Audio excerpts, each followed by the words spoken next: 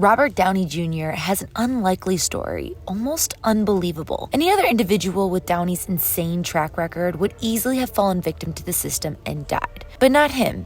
This man was granted unlimited second chances in Hollywood, an establishment ready to write people off within an instant. So why did they never give up on a man who clearly never believed in himself? Let's get into it. In Robert Downey Jr.'s words, he had an interesting childhood, but as you delve further into his past, you'll find that's quite the understatement. Both of his artistic parents, who divorced when he was 13, struggled with drug and alcohol addiction and led lifestyles that meant traveling for work and wild party invites. Naturally, Downey caught the acting bug at a young age. According to biography, never stayed in one place for too long during his youth, living in New York City, London, and Santa Monica. He also infamously had his first taste of marijuana when he was just 6 or 7. As his dad, Robert Downey Jr., later admitted to The Guardian, "I passed him a joint, and suddenly I knew I had made a terrible, stupid mistake, giving a little kid a toke of grass just to be funny." Robert Downey Jr. once explained that the father-son duo used drugs to bond, saying in an interview for the New Breed book, "It was like him trying to express his love for me in the only way he knew how." While an Urban Institute study showed that this type of instability can have negative effects on children, Downey has maintained an optimistic outlook on his unusual upbringing. "To me, we were an artistic family trying to find normalcy," he told Vanity Fair. Anyway,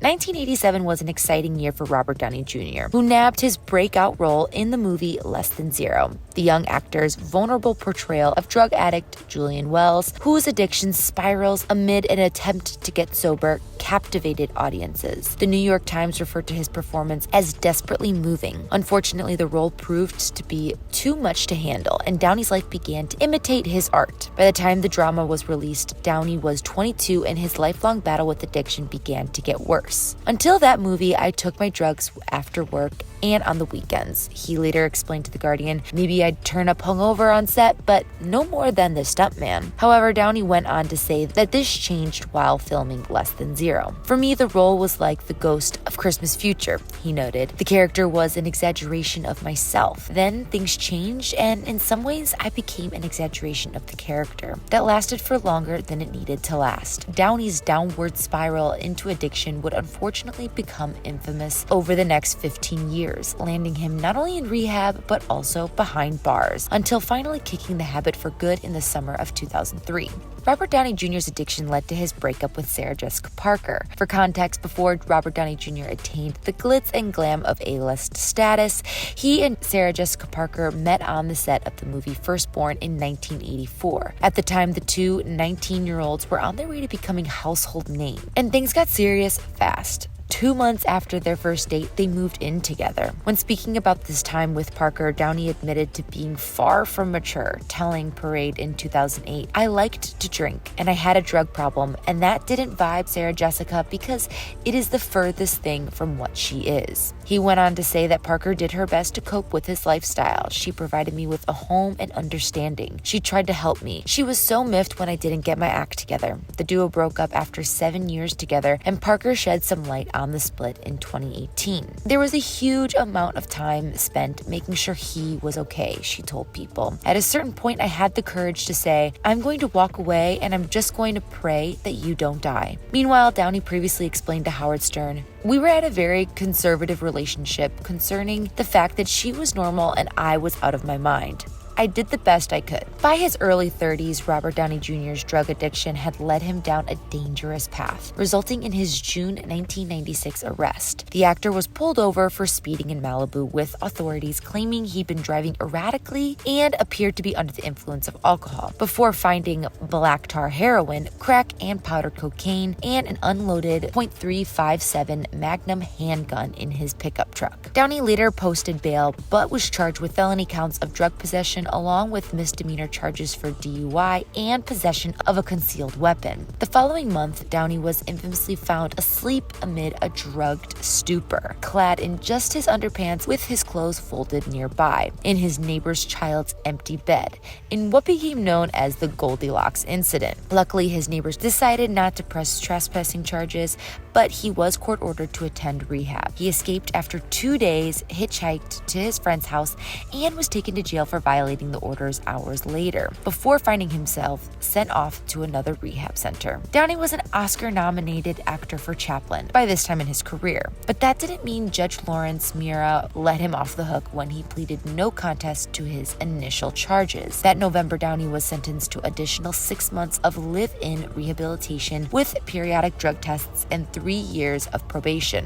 By the time Robert Downey Jr. was accused of skipping a drug test in late 1997, Judge Lawrence Mira had grown frustrated and sentenced the actor to 180 days at the Los Angeles County Jail for violating probation, according to Vanity Fair. "I'm going to incarcerate you in a way that is very unpleasant to you," he told Downey. "I am willing to send you to a state prison. I don't care who you are." Downey was moved to solitary confinement after getting into a fight with a few inmates, and was eventually released over 2 months early to attend another 120 days in rehab. Unfortunately, he was still battling addiction in the mid-1990s. In mid-1999, and after missing more court-ordered drug tests, was thrown back into the legal system. Per the New York Post, Downey requested remaining in the county's rehab program at his hearing that August, saying of his ongoing struggle, "It's like I have a shotgun in my mouth and I got the finger on the trigger and I like the taste of the gun metal." But the emotional statement garnered little sympathy from the judge, who told Downey, "We tried rehabilitation and it simply hasn't worked." Downey's A-list lawyer, Robert Shapiro, was shocked when Mira handed down the maximum sentence of 3 years in state prison, telling reporters that the judge had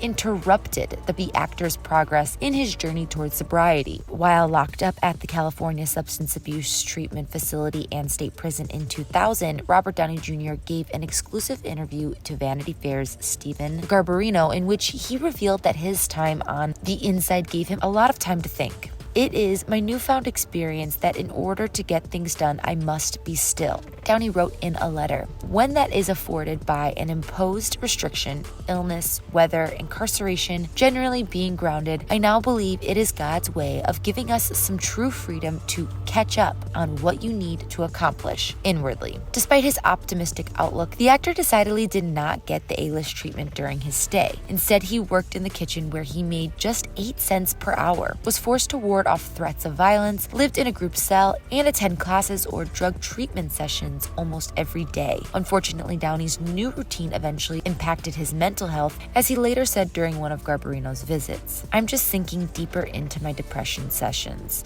Sometimes I'm just dead, living in an effing warehouse. I'm ready to get out." Downey was eventually released from prison in August 2000 and quickly began work on his comeback in Tinseltown. Even when his personal life was at its most complicated, Robert Downey Jr. continued to shine on screen. And after his stint in prison, Fox became the first company to take a chance on the troubled actor. According to CNN, Downey was offered the chance to play Larry Paul, the love interest of Calista Flockhart's titled character on the hit series Ally McBeal. Fans quickly fell in love with the televised couple and ratings skyrocketed, but behind the scenes, Downey was still struggling. 3 months into his new gig, the actor was arrested for cocaine and methamphetamine possession in Palm Springs, California. Surprisingly, the November 2000 incident didn't scare Fox away. Instead, they decided to cast him in more episodes to finish out the season. However, their loyalty to Downey was further tested when he was arrested again in April 2001, this time for being under the influence of drugs in Los Angeles. The network parted ways with Downey hours later, and he was swiftly written off the show, with producer David E. Kelley telling Fox News, "Robert is a unique talent and a very special person, and we wish him the best and hope for his full recovery." While Downey saw success amid battling his demons, winning a Golden Globe for his performance and receiving a standing ovation from the audience, it would be another 7 years before he officially turned things around professionally in Iron Man. Downey flew his way into riches when he landed his superhero role as Iron Man. At a time when people were unwilling to give the actor a shot because of his complicated past, Jon Favreau took a chance on the actor. Downey was cast as Iron Man, which was released in 2008. The Oppenheimer actor recalled the early moments of his Iron Man career with Esquire, sharing, "I think Iron Man wound up being the first time I screen tested since Chaplin. As far as I was concerned, it was destiny." destiny it truly was. Nikki Swift dove into the numbers of Iron Man's success and wrote, Iron Man was the first film to be brought to the theaters in the MCU world, and it became a big hit, grossing over $585 million worldwide. In an instant, the company knew they had something special on their hands. Downey would go on to reprise his role as Iron Man in 8 more of the MCU's box office sensation films. Spoiler alert, his last film with the MCU was Avengers Endgame, which made nearly $2.8 billion. That's right, $1 billion worldwide. However, when the actor signed on what will be his most iconic character, he wasn't paid as much as you'd think. Downey was only given $2.5 million for his first Iron Man film. Marvel, still weary of Downey's previous struggle with substance abuse, decided to take a chance on him, and it was a good thing they did. By 2012, the first Avengers movie was released after proving himself the actor up to salary to $50 million, plus a percentage of how much the film would make. The Oppenheimer actor was sitting on stacks of cash, and from 2013 to 2015, he was labeled as the highest paid actor by Forbes. By Downey's last MCU film, Avengers Endgame, released in 2019, he earned a $75 million payout. If it wasn't for Iron Man, I don't know if Downey would have made it to his most successful role yet. The Christopher Nolan film Oppenheimer was preparing for its release in the summer of 2023. So was the phenomenon that was Barbie. The unlikely duo paired up, and the slogan Barbenheimer quickly caught on. Social media platforms exploded with content and comedic memes inspired by Barbenheimer, hyping up both films. This not only led to successful opening weekends for these films, but a red carpet paving the way to the Oscars for them. Oppenheimer would go on to win 7 of the 13 Oscar nominations they received, including Robert Downey Jr.'s win for Best Supporting Actor for his role as Louis Strauss, Downey's first Oscar win. It comes full circle when he started his acceptance speech by thanking his terrible childhood. So how did he do it? How did he go from the lowest of the low to an Oscar win? Why did Hollywood never give up on him? I have some thoughts on the matter, but would love to hear what you think. Let me know what you think in the comment section below, and make sure to click and subscribe to catch us on the next video.